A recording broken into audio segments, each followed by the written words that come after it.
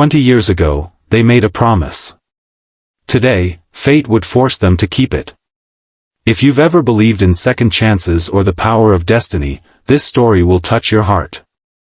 Like, subscribe, and join our community for more life-changing stories that remind us of the unexpected ways our past can reshape our future. The elevator doors slid open with a soft chime. Marcus Jenkins adjusted his worn janitor's uniform and tightened his grip on the cleaning cart. It was nearly midnight, and his shoulders ached from 12 hours of scrubbing floors and emptying trash bins across the first 30 floors of the Altura Tower. Just one more floor to go before he could head home to relieve Mrs. Patel, the elderly neighbor who watched his daughter Lily after school.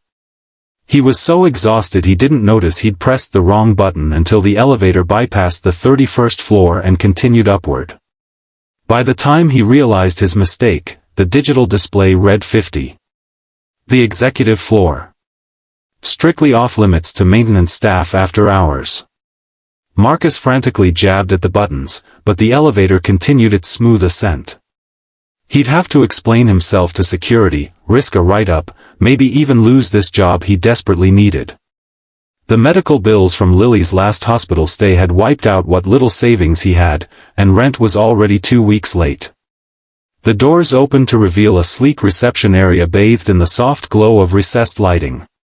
The space was deserted except for a woman standing with her back to him, gazing out at the glittering city through floor-to-ceiling windows. Her silhouette was framed against the midnight skyline, her posture radiating authority even in stillness. "I'm sorry," Marcus began, his voice echoing in the empty space. "Wrong floor. I'll just..." The woman turned, and the words died in his throat. 20 years fell away in an instant. "Marcus?" Her voice was barely a whisper. The cleaning cart forgotten, Marcus stared at the woman he'd once planned to marry. Elise? Elise Chen, CEO of Altura Innovations and one of the wealthiest women in the country, pressed a hand to her mouth. The glass of whiskey she'd been holding slipped from her fingers, shattering on the marble floor. Elise couldn't breathe. The security team had alerted her that a maintenance worker had accidentally accessed the executive floor, but nothing could have prepared her for this. Marcus Jenkins, her first love, the boy from the wrong side of town who'd written her poetry and promised her forever, was standing in her office wearing a janitor's uniform. "You work here?" she managed, her composure cracking. Marcus nodded, his eyes never leaving her face. "For about 6 months now." Night shift. 20 years ago, they'd been inseparable, the scholarship kid and the daughter of a self-made tech mogul. They'd planned a future together until her father had intervened, offering Marcus enough money to put himself through college if he disappeared from Elisa's life. Marcus had refused, but when her father threatened to revoke Elisa's college funding, Marcus had walked away to give her the future she deserved. She'd never known the truth. She'd only received a hastily written note, * some dreams aren't meant to come true.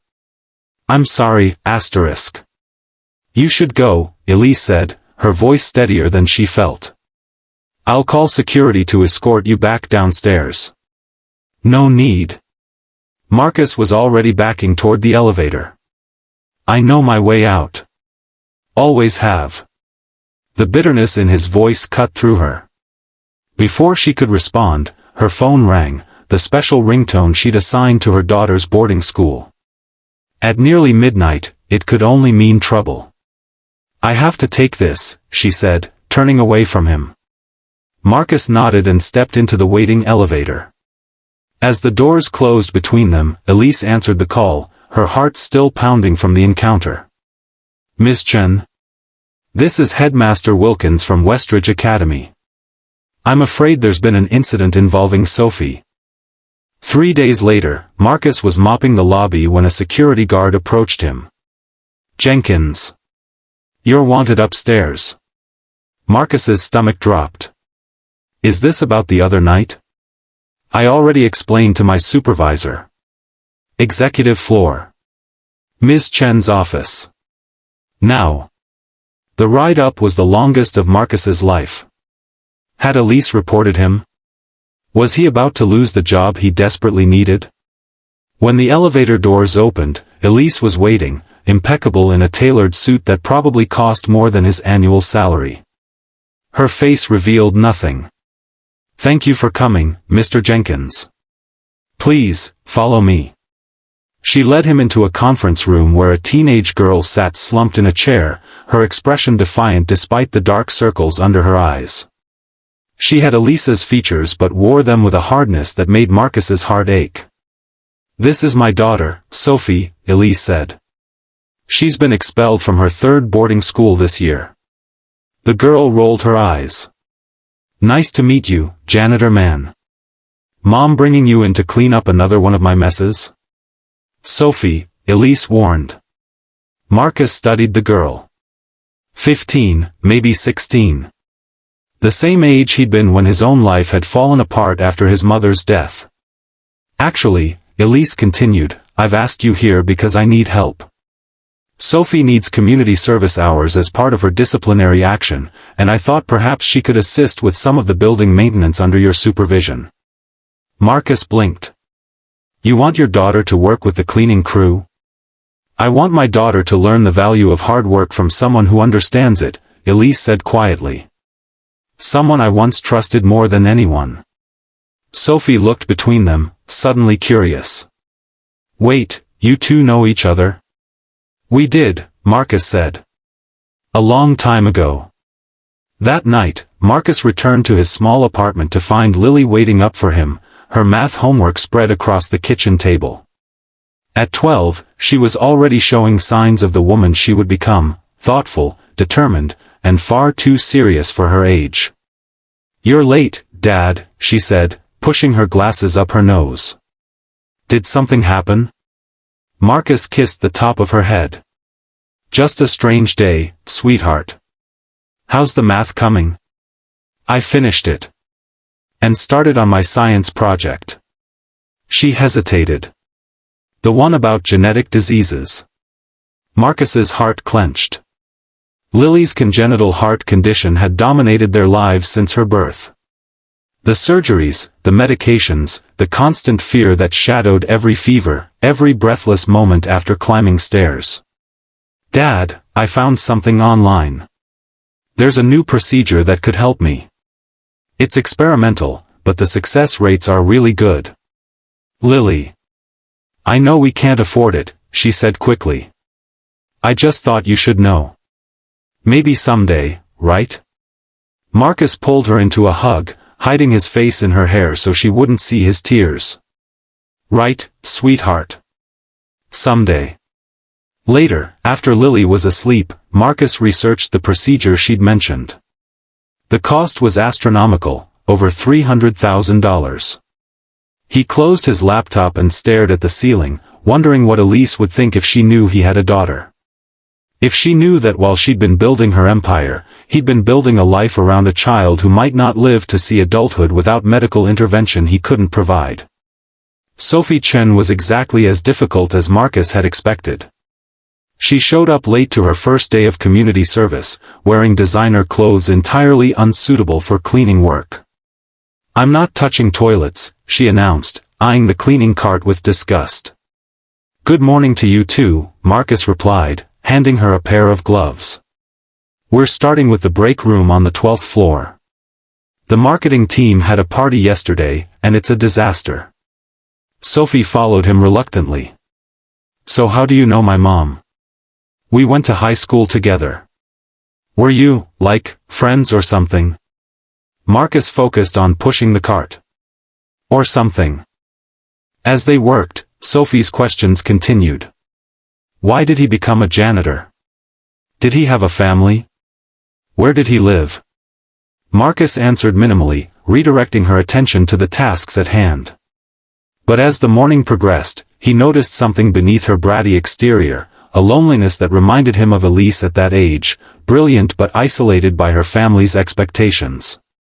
"Your mom works too much," Sophie said suddenly as they wiped down tables. "She's never home. Even when she is, she's on her phone or laptop." "Running a company like Altura takes dedication," Marcus said. Yeah, well, what's the point of all that money if you're miserable? Sophie scrubbed viciously at a coffee stain. She doesn't even date. Like, ever. My friend Zoe's mom gets divorced every 3 years and at least seems happy sometimes. Marcus thought of Elise standing alone in her office at midnight. Sometimes people get stuck in patterns they don't know how to break. Is that what happened to you? Sophie asked, her perceptiveness catching him off guard. Before he could answer, his phone rang.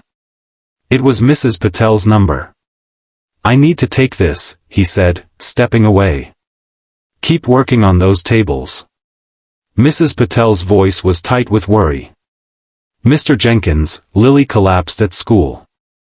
They've taken her to Memorial Hospital. I'm on my way there now. The world tilted beneath Marcus's feet. I'll be right there. He turned to find Sophie watching him, her expression suddenly serious. What's wrong? My daughter's in the hospital. I have to go. You have a daughter? Yes, and she's sick. I need to find my supervisor. Go, Sophie said. I'll tell them there was an emergency. Just go. Marcus hesitated only a moment before running for the elevator, leaving Sophie standing alone with the cleaning cart. Elise was reviewing quarterly projections when her assistant interrupted with an urgent message. Sophie had been caught trying to access confidential employee files. Bring her to my office, Elise said, pinching the bridge of her nose. When Sophie arrived, she didn't look remotely apologetic. Before you start yelling, I was trying to help. By hacking into private personnel records? Marcus had to leave because his daughter is in the hospital. I was trying to find his emergency contact information to call him. Elise froze. Marcus has a daughter? Yeah, and she's really sick. Heart problems or something. He looked terrified. Mom. A daughter. Marcus had a child who was seriously ill. The realization hit Elise like a physical blow. Which hospital? She asked. Memorial. Can we go? Please. Elise was already gathering her things. We're not going to intrude on a family emergency, Sophie. But we could help. We have money, connections. That's not how this works. You can't just throw money at people without understanding the situation. Sophie crossed her arms. Like you'd know. When was the last time you actually helped someone instead of just making another $1 billion? The word stung more than Elise wanted to admit. When had she become the kind of person who measured success only in financial terms?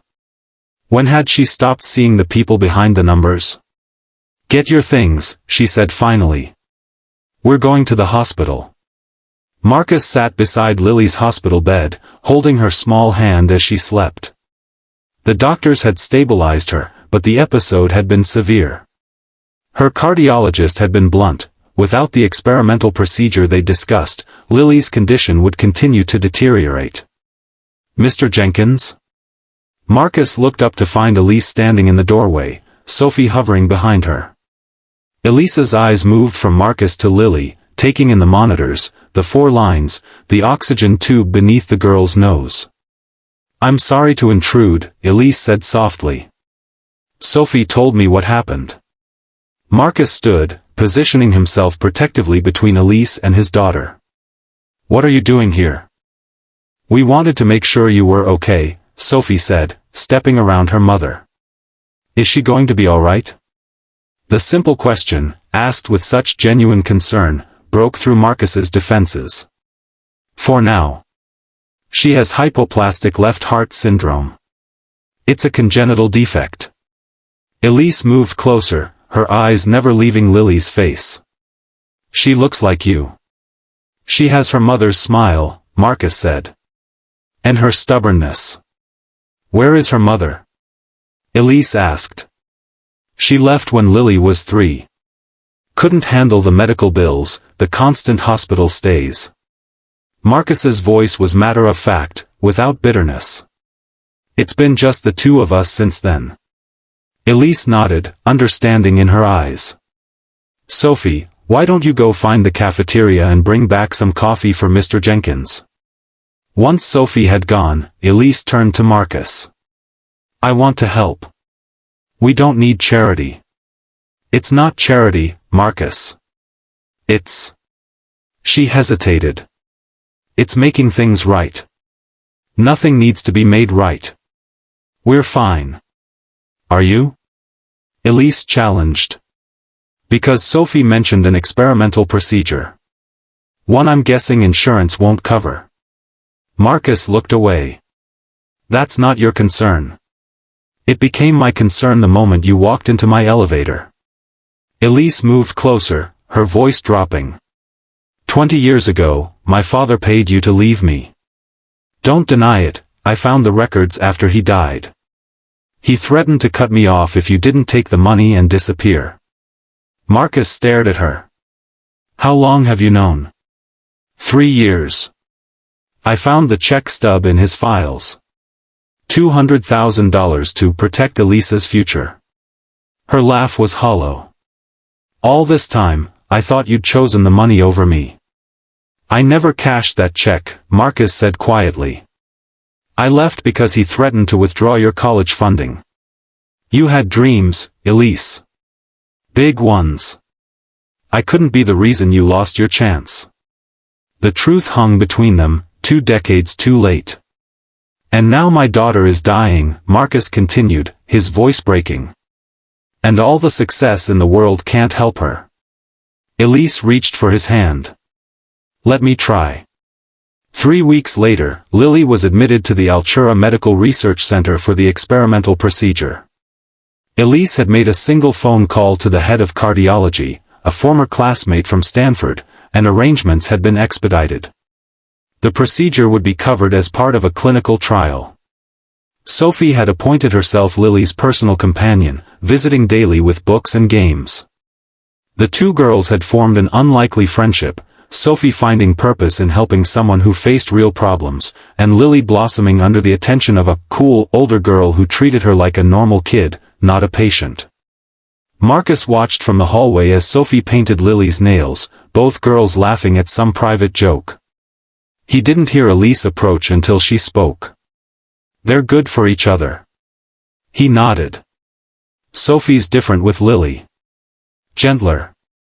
She needs someone to care about besides herself. I've given her everything except what she really needs. Elisa's voice was tinged with regret.